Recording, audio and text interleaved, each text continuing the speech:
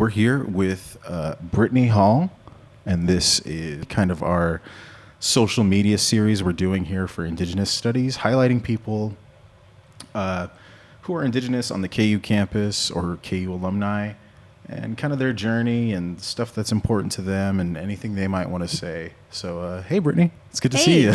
Good to see you too. So we've had a little bit of background. I know you from Haskell and when you were working there, and now you're at KU. Yes, right? That's correct.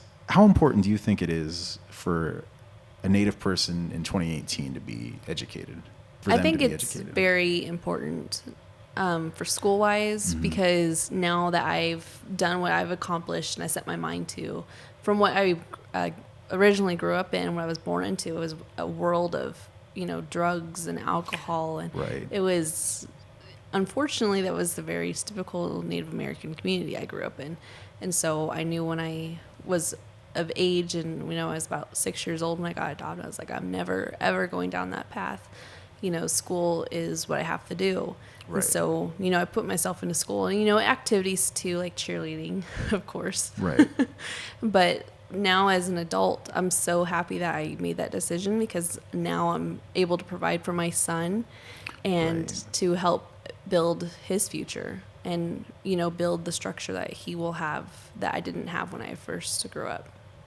I think that's, kind of a common thread in Indian country. A lot of people do see education as their way out of the bucket, maybe. I think it's becoming more common in that, our young students are learning, okay, I have to have an education. Otherwise, I'm going to be working, paycheck to paycheck, which sometimes we have to do that for a while, but, eventually we don't want to. We have to educate ourselves, not only for ourselves and our family, but for the world. What are some of the things that you're passionate about in terms of like your educational journey or your personal journey?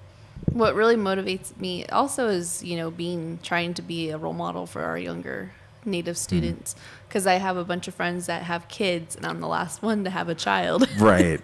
So all their children are older and I'm trying to, be the best I can be also for them, because I'm only 30 years old, and even for our college students, I'm trying to be, a good example for them as well. Like I said, I do that beading and quilting. So whenever new students, like anyone's welcome to come, and whenever students come, I'm always the one that's showing them how to bead. And that's like a part of our culture as well. And it's something that should be taught, not died out, such as our language. Right. We want to keep that going and not let it die, because then our culture dies, our people die. Right. I think that's really important. We often do talk about culture and maybe ceremonial practices along with language as being the only things to try to preserve, but those day-to-day life things like beading and cooking and all those other skills, they're real important. There is a pretty solid community with the beadwork club, right, at Haskell?